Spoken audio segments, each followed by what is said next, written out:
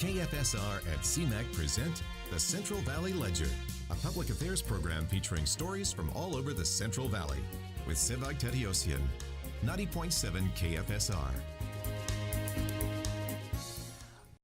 Welcome to the beautiful downtown Fresno studios of the Community Media Access Collaborative, Fresno and Clovis. We're not too far from Fulton Street. Many of you know that Fulton was a mall before, now it's a street. And if you haven't come out to check out the restaurants, there are some delicious restaurants. Downtown is actually happening. There are people running and jogging and living in downtown, and it's slowly growing. But today we're going to be talking about books, and our author today is Jonathan Archie. Mr. Archie has several books out, and he's going to be talking about them here on L. Welcome to the program. Thank you, Steve. It's a pleasure being here. Thanks for having me. Tell us a little bit about your background. Well, I am the ninth son of a local pastor in the city. My father's now deceased, God rest his soul. But I come from a family of 11, and we've been in ministry in the local church here, trying to make a difference. And so I grew up in the church, and that's part of my matriculation. And I came to Fresno when I was 3 years old, I think, or something, and grew up here, went through all the public schools here and college here. So Fresno is home. It's home. I want to ask you a question about having a big family. I love big families. We're on number 3. Okay. Congratulations. And they're all small. Congratulations. 4, 3, and 1 years old. Okay, good. And sometimes people look at me and say, "You're crazy. How many kids are you gonna?" I love it. Yeah. Tell us about growing up in a big family. I think it's one of the most amazing things when you are put in a situation where you have to be creative in finding ways to get along with people who think differently than you think. When you don't have a whole lot of money, you have to be resourceful. So I think what a big family has done for me is it's allowed me to think outside of my norm and outside of my limitations and find ways to make myself happy. There was a lot of interacting. We had fun growing up. I loved it. I really treasured those years of my childhood being in a big family. A lot of fun. And you know, what we couldn't afford, we would make and create. And, you know, so it allowed our creative side to really come alive. And then you originally were born in Sacramento, not too far off the 99 there, Right. ended up in Fresno. Yes. In your opinion, was that a good move? Yes. As a kid, of course, I loved to go back and visit my cousins and stuff, aunts and uncles and everything. But when I came up in Fresno, Fresno was a great city. I mean, I have wonderful memories of my childhood here. Great move, great city. I grew up at a time when the schools were top notch. I was very involved. I was at Fresno High was like, I think, the premier school when I was going there. That's my biased opinion. But yeah, I had a great time. Yeah, great childhood. And then you at some point went to Fresno Pacific and Fresno City College. Tell us a little bit about that experience. Well, after graduating, I was in the top 1% of Fresno High at that time. Congratulations, Thank you. by the way. Thank you. I loved school. Academics was my strong suit. So I wanted to really go away, and my father was not fancying the idea of me going overseas. So it became part of a concession plan to go to City College and then Pacific. It wasn't my first choice, but I kind of held a little grudge against my dad, you know. But I was chosen by the Rotarians here in Fresno to do an overseas study. But what happened was they switched the paperwork. The host family from Europe switched it to Venezuela, and at that time, Venezuela was going through some military. They were having some coups and some unrest, and my dad just didn't feel safe. Yeah. So he said, "No, stay home, go to school," and that's what I did. So your father, rest his soul. Yes. He was a pastor. Talk about growing up with a dad that's a pastor. And I ask you the question because, you know, at my church, I'm close to the pastor, and so everything is always philosophical, and I appreciate that. And you know, he'll fix, he'll correct Right. things. And so some people may not like that. I like it. Right. But in your opinion, tell us a little bit about growing up in a household where your dad is the pastor. Well, I was really blessed in that my father was he was my hero. I mean, I think he was the quintessential man. He embodied so many different aspects of of not only being a great man and a provider. He was a humanitarian. He had such a passion for social justice. He marched with Dr. King when he was in his teens. He had such a rich life coming from the South. And so when we would have our talks, of course, the son side of me got tired of all of the chores and stuff that he would make us do.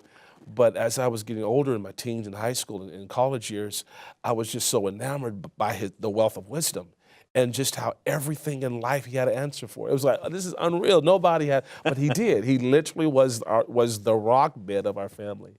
So he's my hero. And even now, I'm who I am because of he and my mother. She's now carrying on his legacy. But they put some time in. Yeah, and really laid a good foundation. That's going back to what you said about big families. All we had was each other. So when you don't have a lot of money, it requires you to really be creative. And one of those things is you find ways to spend time with each other, to grow as a family, and that's what we did. So off air we were talking, and you indicated that you're active and your family's active in the community. Why is activism important in your opinion? I mean, so we're all busy. Right. You're busy, I'm Right. busy. Right. We all got families. Right. It's easy for us to sit on the couch and say, you know what?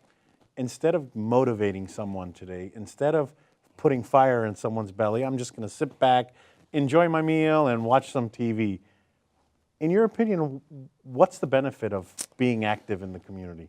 So I'll make this brief because that's a loaded question.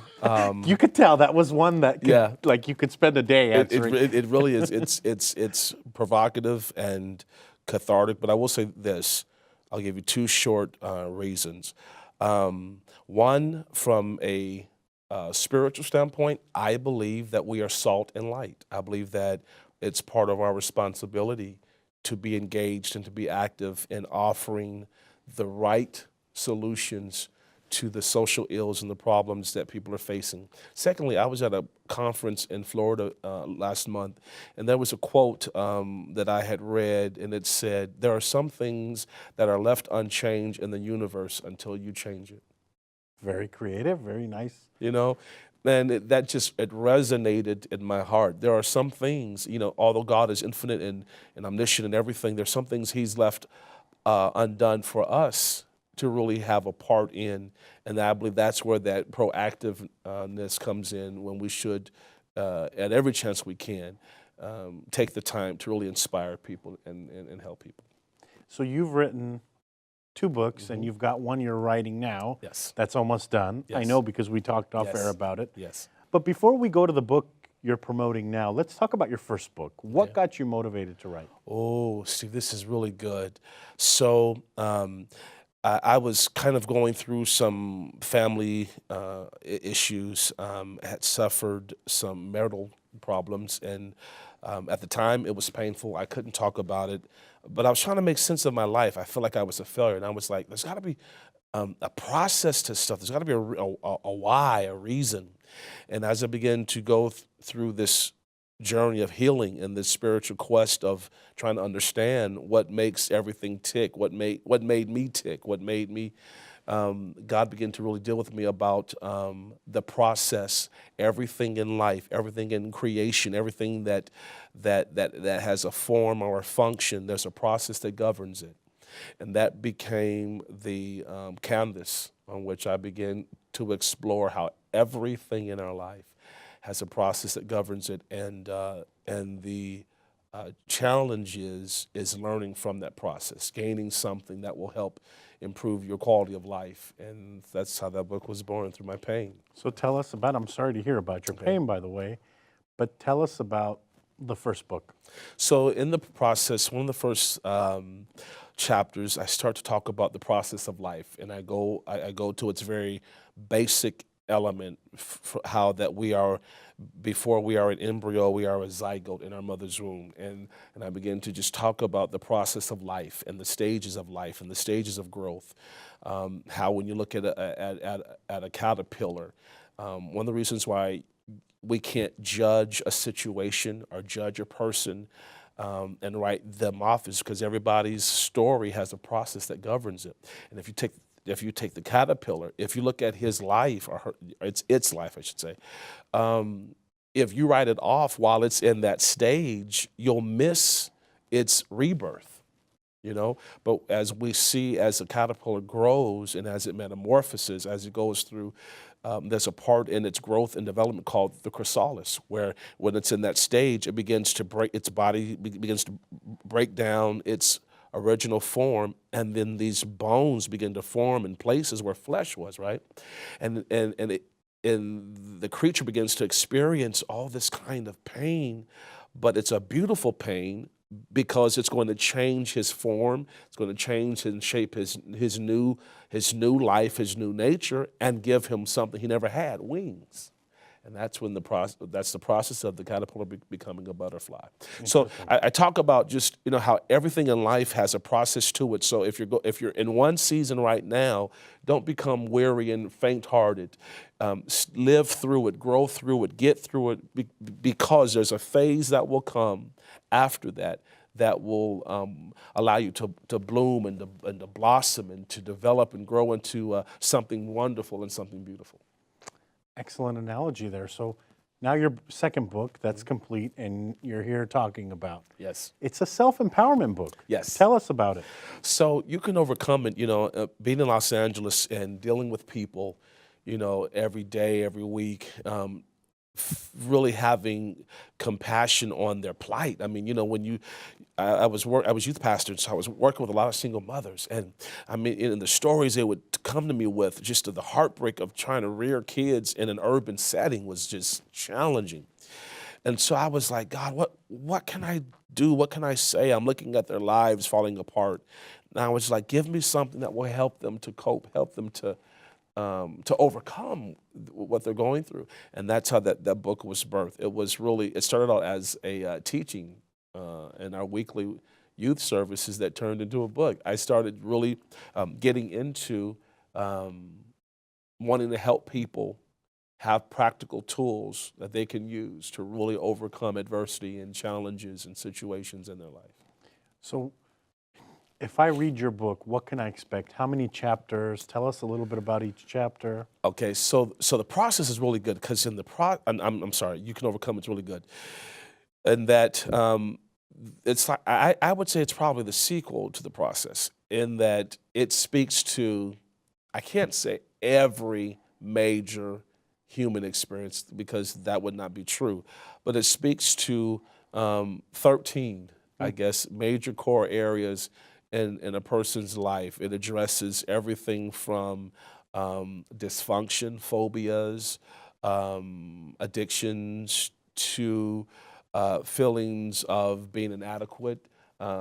It's a self-help book that addresses, I think, just every major area in our life that we have, you know, concerns about. And so if you are in a place where you are feeling depressed, I have chapters that talk about that, how to overcome that. If you're dealing with feelings of low self-esteem, we address that. When it comes to moral issues, you know, if you feel like you are in a place where you are struggling, trying to find your identity, I help people in that. So it really speaks to a varying audience of people.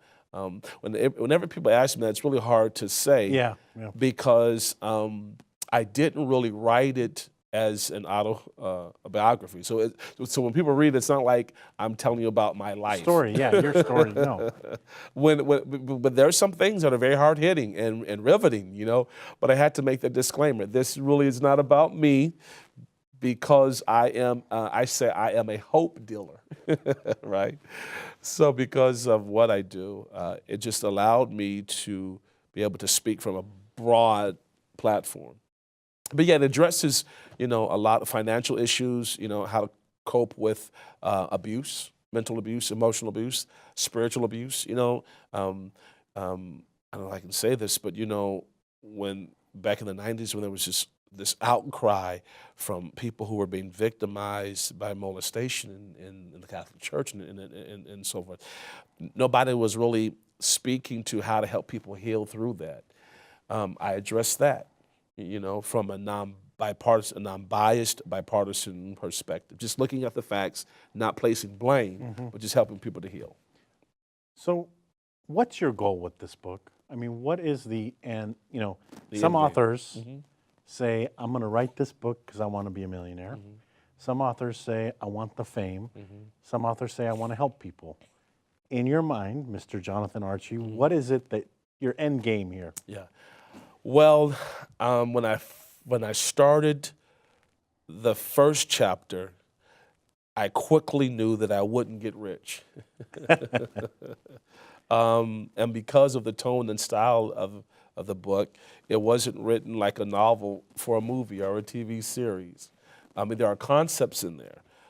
I really wrote it to help people and to help people feel better about themselves, to help people get healed and to become whole in their life. And if by chance I can sell enough to keep some food on my table, I'm grateful. But really, it was not written with a profit perspective in mind. And I've had other authors and publishing houses initially when I was shopping it around ask me the same question, and I know for them it was bad business because my focus wasn't money, making the money, and I understood that and respected that. But and I believe that of course, there's a component that I have to have for income. But I really wanted to change the landscape and the paradigm of people's life, and really allow them something that they could grab a hold to that can give them hope. Let's continue on the path of hope, because as we're recording this, there are people who are watching or listening that may be going through some challenges. Some may be more deeper or painful than others. But for the ones that are going through these challenges where they're ready to throw the white flag up and say, you know what, enough. Life has beat me up way too much. It could be the single mother, an abusive relationship. It could be the person that just doesn't get a break in life. Why should they continue to have hope? Especially when they see, I'm asking you loaded questions, but it's good. Especially when they see some people have it all and maybe life isn't going good for them. What you have asked really is it really has become the catalyst for my new book. I wrote one, and it's still on hold. I just don't know quite yet when I'm going to release it. But I started to really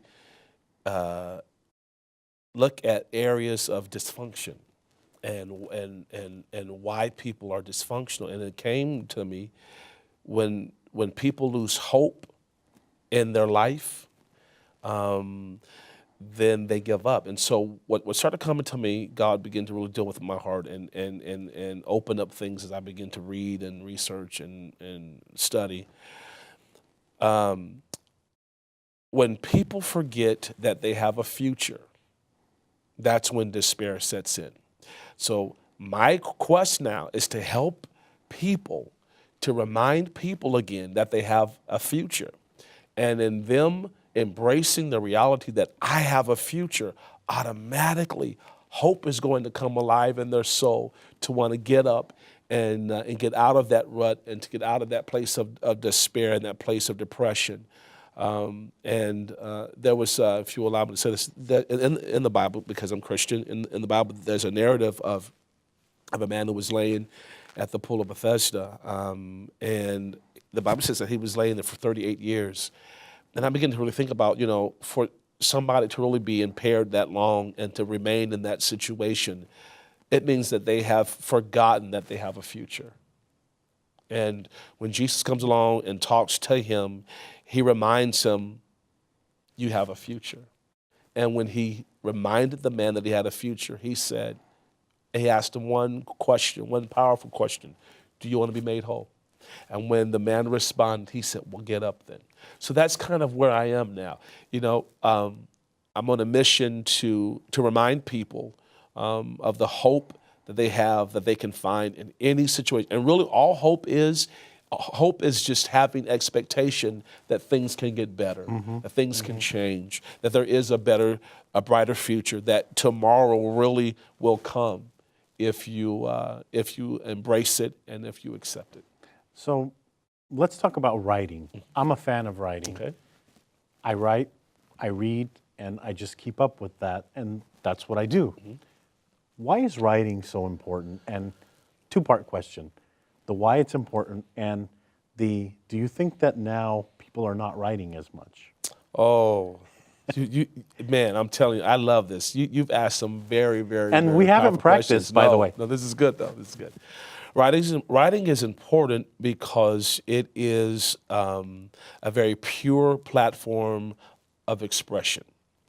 It allows you to tell your story, to share your narrative. And that's important because everyone's life has value. Everyone's experiences have value. There's a story to every struggle. There's a success to every triumph. So writing is important because it gets your story out, it gets your narrative out, it gets your perspective out. And I've learned this, that when you write, it's cathartic. It allows you to see yourself in a way that you wouldn't see it if it was all bottled in. Number two to that question is I think that there is a shortage of writers. I would say I think the bar, now this is my soapbox now, I think the bar has really been lowered. I won't get in trouble here, hopefully, but especially when it comes to areas of like music and stuff, and sometimes I'll listen to lyrical content of rappers and writers, and I'm thinking, man, you're selling yourself so low by not challenging your brain and pushing the envelope to really be creative. I think writing allows you to go places in your mind that you can't go physically. It opens up dreams and possibilities, and those things I think our young people are not really embracing. They're trying to, in urban settings, it's a matter of survival. A lot of young people have stopped dreaming and they're just existing, and when you stop dreaming and you just exist, you tend to make bad decisions because you forget you have a future. When did you realize that you want to write? I mean, because there's got to be a point where, all right, I'm doing this for class and just checking the box, and then it's like, wait a minute, I really like this, and let me start going down on this path. I must say it started in high school. I was in all the advanced honors classes that Fresno High had. I had some wonderful teachers. Anna Gade was one of them. And they just kept me writing. And it was really funny. I had a teacher, I can't think of his name right now, in my 11th grade year. This boy, at the time I thought he was mean and cruel. But because my father was a minister, because that was my influence at the time, when I would turn in homework assignments, he would always give me an F. And I was like, why are you giving me an F? Like, I'm smart. What's wrong? He said, because your writing style sounds like you're a preacher. He said, you're writing in the head of your in the voice of your father. So initially, I wanted to write because I wanted to disprove to my teacher that I had my own voice. So what started as a mission to prove him wrong became a passion. And then I was like, once I learned the fundamentals of writing and the power that it gives you to convey a story, I was hooked. So we're running out of time this week on the program. I could talk to you for hours and man, I'm hours enjoying about this stuff. I'm enjoying this. But where can people find out about your book? How can they purchase it? Tell us a Certainly. little bit about it. So they can find me on all digital outlets. You can go to follow me on Facebook, Jonathan Archie, Instagram, Jonathan Archie, Twitter, Jonathan Archie, and jonathanarchie.com, my website. And if you go to any of those outlets, we can assist you there, and you can get a hold of my resources and books. And we'll be launching some T-shirts and some other things that we have coming up in just a couple of weeks. So you'll be able to see all that I'm doing if you follow me on social media. Lastly, your next book, any timeline on when it's coming out? Yes, I have pushed it back. Like I said, that we had some issues with some initial publishing concerns, but now that I've launched my own company, I'm giving it about 6 months. And then you'll be able to And you'll come back and yes, we'll talk about that. I will be honored to. We'll help you spread the word about appreciate that, your Steve. books Yes. and stuff like that.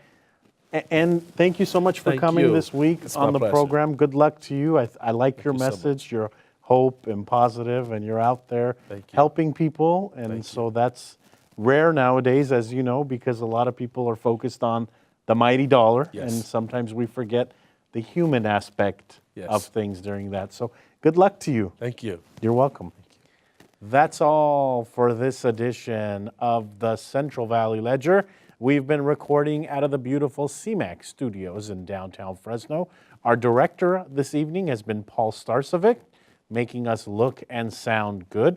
Thank you to our audience members listening to this broadcast on 90.7 FM, and also to those watching this broadcast on CMAC, Comcast 93, and AT&T 99. We hope you enjoyed the program. Our guest has been Mr. Jonathan Archie. Tune in next week to a new edition.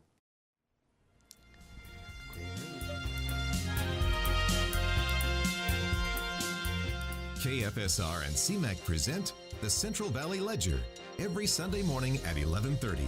For a complete program schedule, visit kfsr.org.